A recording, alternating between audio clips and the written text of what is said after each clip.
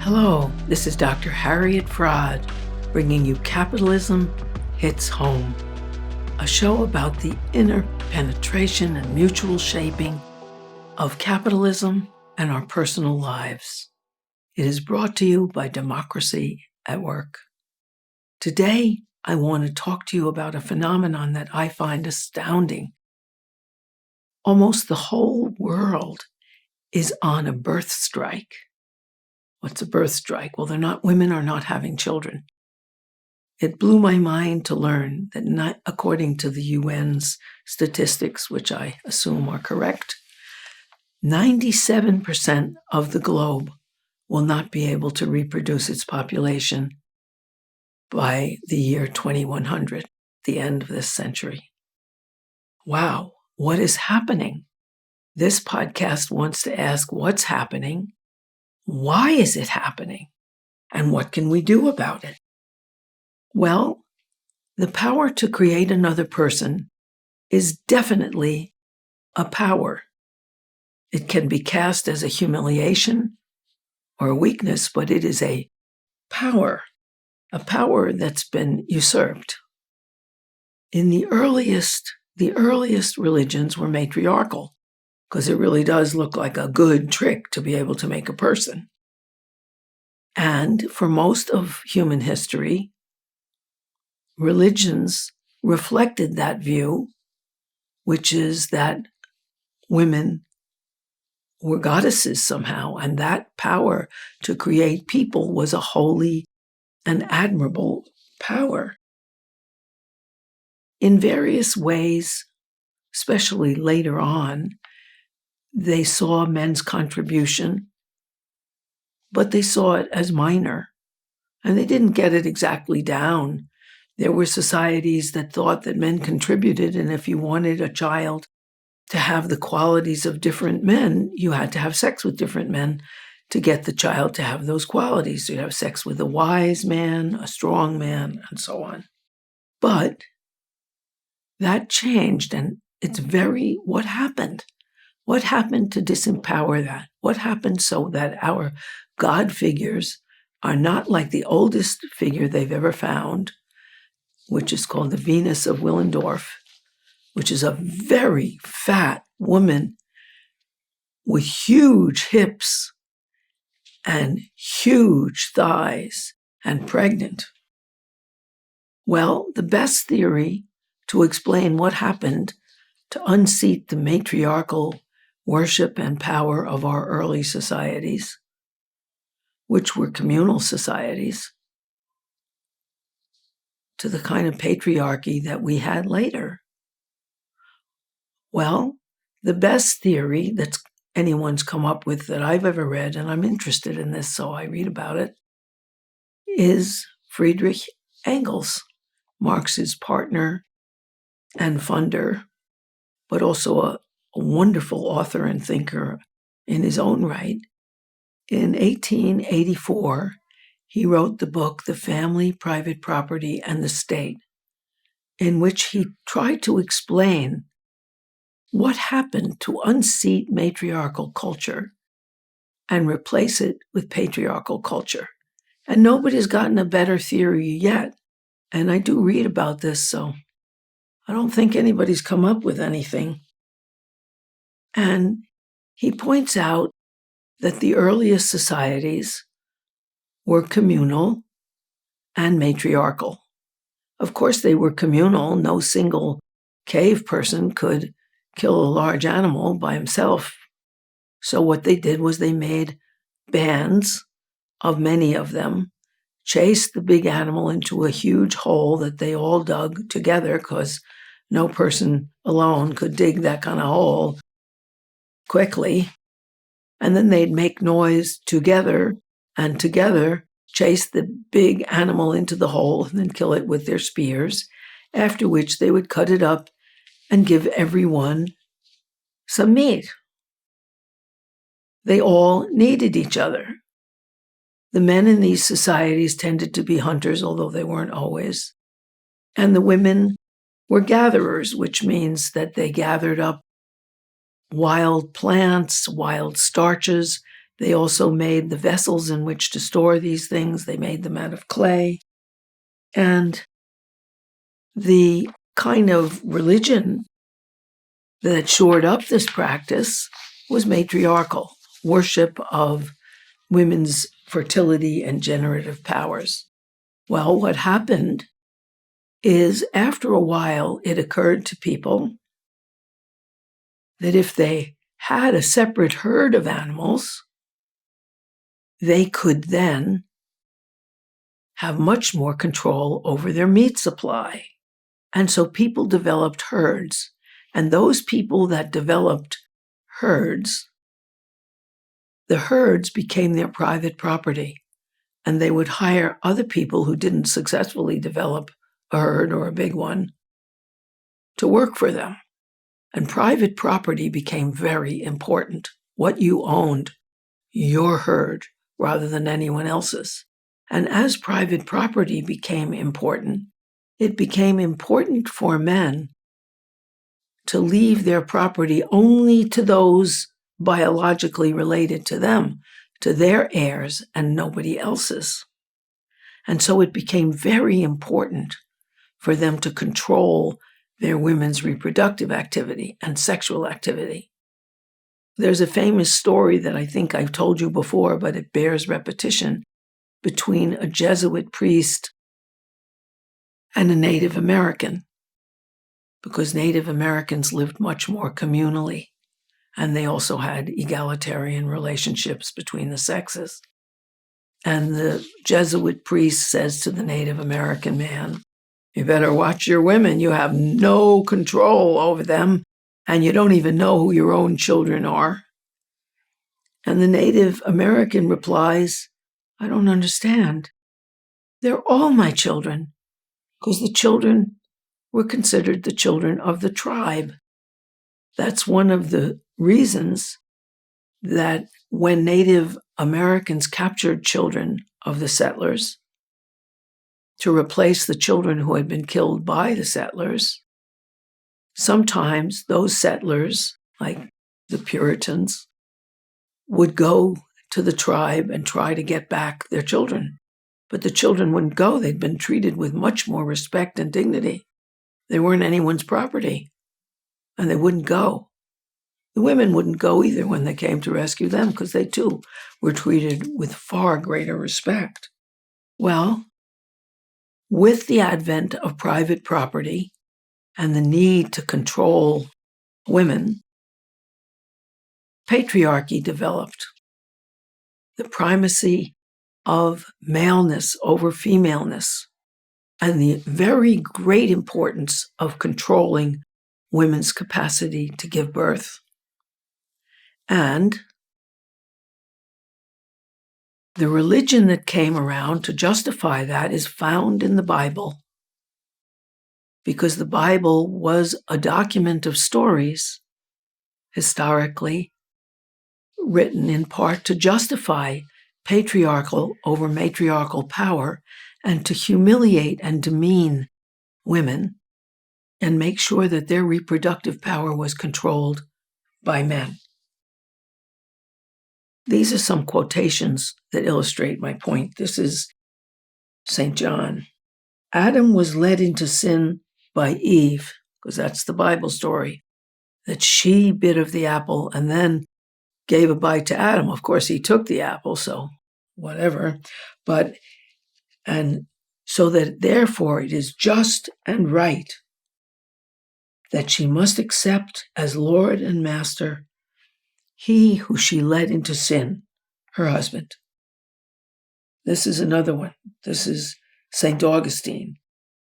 Any woman who acts in such a way that she cannot give birth to as many children as she is capable is guilty of many murders. That sounds like the abortion rights people in the United States, or J.D. Vance. Here's another one. But this is not only in the Abrahamic religions, which are all like this, which are Christianity, Judaism, and Islam, but it's also in other religious practices that came later. In the Quran, it states, Men are superior to women. Women must be subordinate to men. The Jewish daily prayer, which is still the prayer of Orthodox Jewish men, it's abandoned by the Reform and Conservative and all the other Jewish groups, but the Orthodox man in his morning prayer says, "Blessed art thou, O Lord, our God and King of the universe, that thou didst not make me a woman." In the book of Deuteronomy in the Bible, it notes that a woman is found not to be a virgin. Then thou shalt bring the damsel to the door of her father's house, and the men of the city shall stone her with stones until she shall die. Okay, and it's curious that at the time the Bible was written, prostitute meant a woman who does not have her father make the decision of who she should marry. Job says, how can that even be clean, that which is born of woman? And the Episcopalians, it's not only the Catholics, but all denominations here, the Episcopalians, head of church, says, God said unto woman Eve, I will greatly multiply thy sorrow in pain, in childbearing. In pain thou shalt bring forth children. Thy desire shall be to thy husband, and he shall rule over thee. And that was the reason that they denied anesthetic to women who were in pain in labor. Ecclesiastes says, no wickedness comes anywhere near the wickedness of woman. May a sinner's lot be hers. And in Corinthians, man is in the image of God, whereas women reflects the glory of man. For man did not originally spring from woman. We all know that's a stretch, but whatever. Man did not originally spring from women, but woman was made out of man. And the man was not created for women's sake. Women are created for the sake of men. Anyway, I could go on and on with this, but you get the picture. I think we should understand that this is all denominations, though I ought to tell you that Martin Luther, head of Lutheranism and the original Protestant religion, said God created Adam, Lord of all living things, but Eve spoiled it all. Women should remain at home, sit still, keep house, and bear and bring up children. And if a woman grows weary and at last dies from childbearing, it matters not. Let her die from bearing.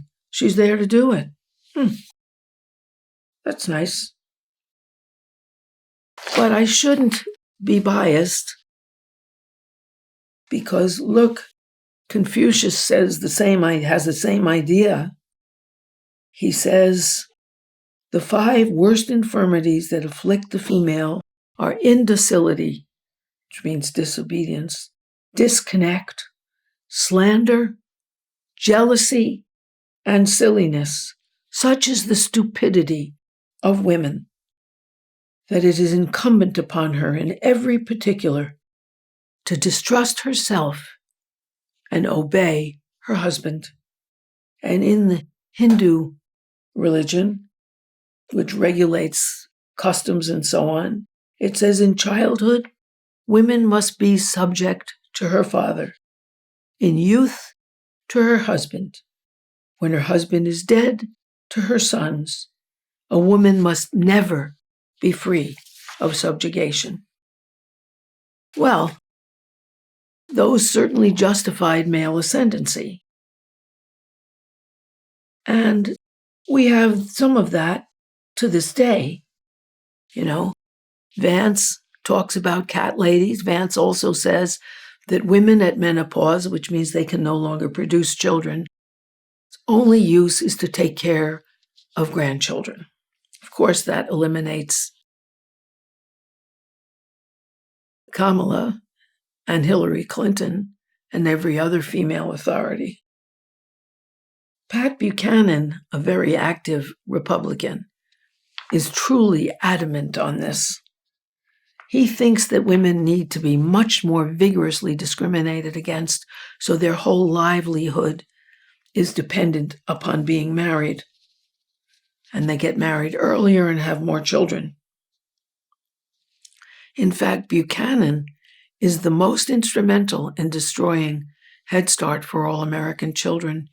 In 1971, the House and Senate passed a bill providing Head Start to every American child who wants it. It was vetoed by Nixon because Buchanan reached Nixon and gave him the idea that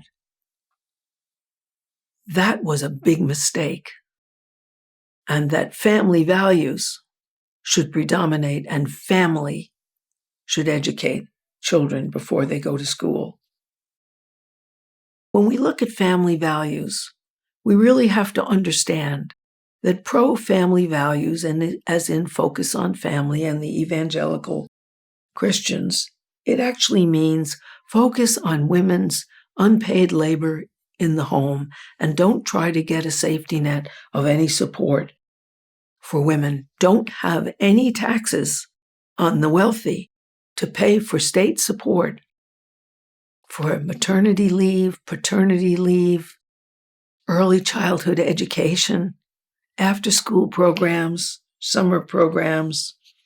No cuts on the rich to provide those things, and no paring of the $1.2 trillion we spend on the military every year. So families, not the state, should be the safety net, and by families, they mean women's unpaid labor.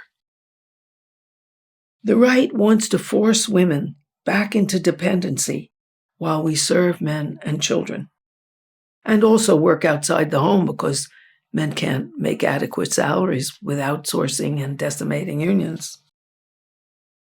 The nations that respect women and use their state's resources to help population haven't had the kind of birth strike that we have in America. America has the fewest children per family, per man and woman unit, or per woman even. In the whole developed world, we have the fewest, we have the biggest birth strike. And I'll give you an example of the two of the countries, the Scandinavian countries, Sweden, Norway, Denmark, Finland, and France, have not suffered a birth strike the way America and most of Europe has. Now, why? Well, it's not because they have such restrictions on sex that people don't have sex. They're both sex positive and have wonderful sex education classes, even though America has biologically correct sex education in only 17 states and no education about relational sex.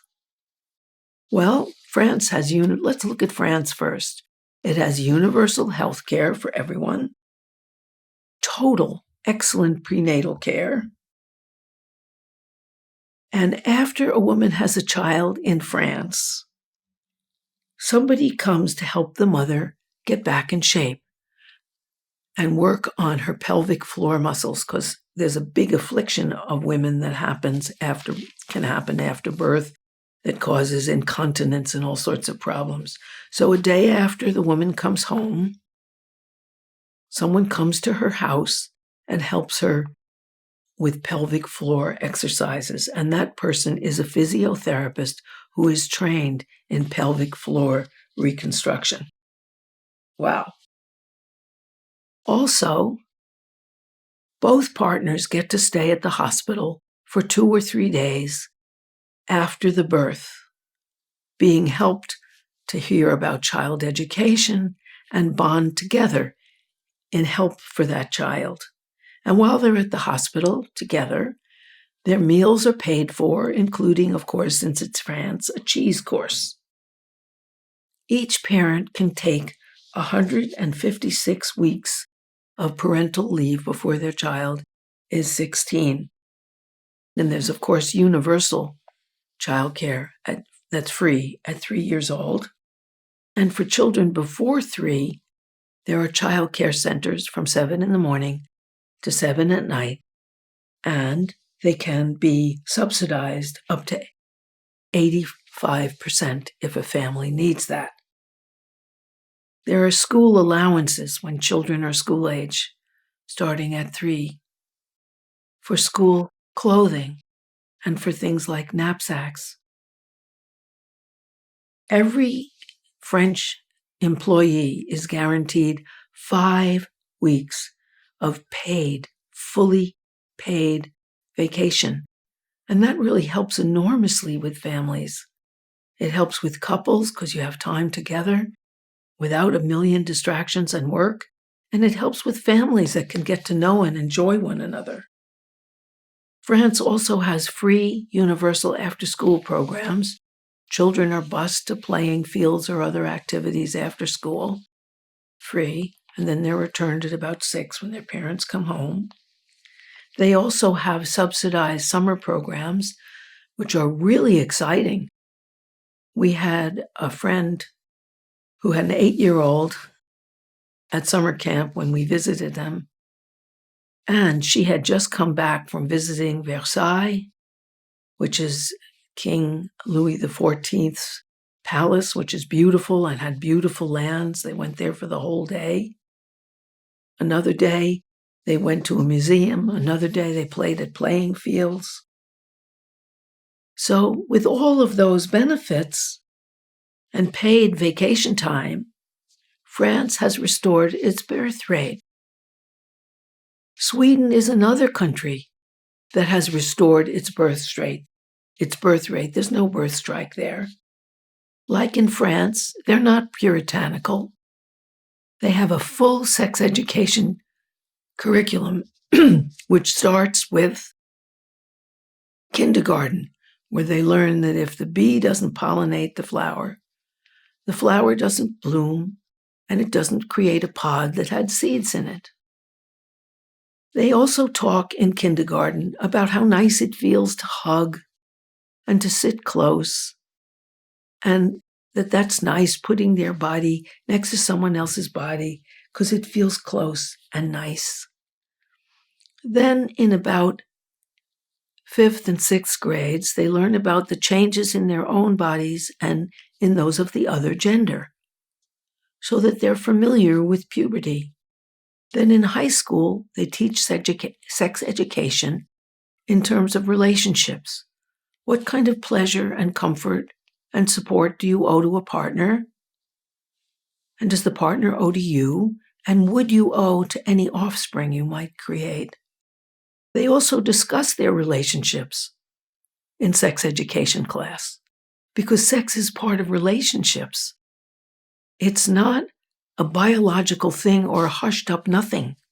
And they don't have the kind of teen pregnancy problem that we do, because they really engage with those topics. Of course, it helps that they have free medical care also.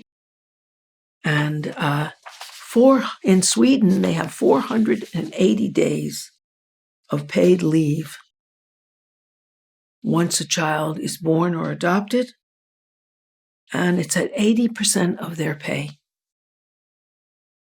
Fathers take a quarter of the days, but if both parents take an equal number of days, they're given a monetary equality prize, so that they get more funds. And unemployed people get funds as parents also. Parents get $125 a month for each child until the age of 16, because children cause expenses. They too are guaranteed 5 weeks of fully paid vacation time. Now let's look at America, and then we'll understand why there's a birth strike. The U.S. is the only developed country in the world that has no paid maternity or paternity leave. Out of 193 countries in the United Nations, only 6 don't have paid maternity leave. They are New Guinea, Suriname, and a few South Pacific islands and the United States. So we have the biggest birth strike, and who could blame us? We have a big family lobby called Family Lobby, which lobbies that there should be no family supports, that interferes with the rights of the family, when it actually guts and hurts families. Now, what can we do about this? Well, what we can do is we can do what the left has done in France. Of course, the left already has won all these terrific medical care and birth and postnatal care provisions. But we can get together. All leftist groups can unite and create a progressive left front where we can win and enact the kind of legislation that gives us what the rest of the developed nations have. We're the richest country in the world. We could do that. We could just pare down the $2.1 trillion that's given over to the whole military in the United States, even though we lost the last 3 wars and are losing in Ukraine. That's $1.2 trillion. We could also tax the billionaires and not allow them to have tax lawyers to help them evade taxes. We could do that, and we'd have the money. And if we have the government that's the will of the people, that would be the will of the people too. That's our future, and that's what we should do. And then we won't have a birth strike, and America won't have the kind of scarcity of people that will make this whole nation impossible to run. Thank you very much. Hope to see you next time. Bye-bye.